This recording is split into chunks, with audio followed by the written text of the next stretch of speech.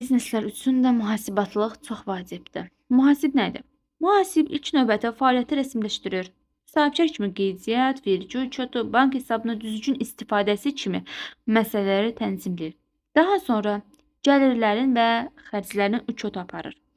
Məsələn, məhsul alışı, reklam xərcləri, kargo xərcləri və satışlardan gələn qazanc hamısını qeyd olunur.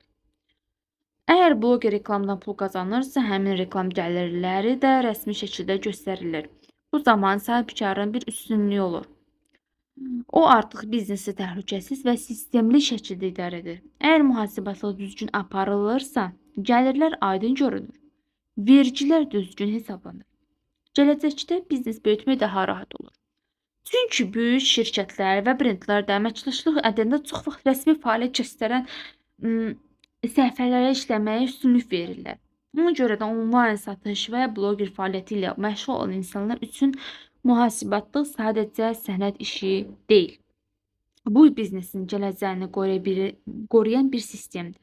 Unutmayaq ki, hər böyük biznes bir vaxtla kiçik bir Instagram səhifəsindən başlaya bilər. Amma o biznesini böyütmək üçün təkcə satış yox, düzgün maliyyə idarə etməsi də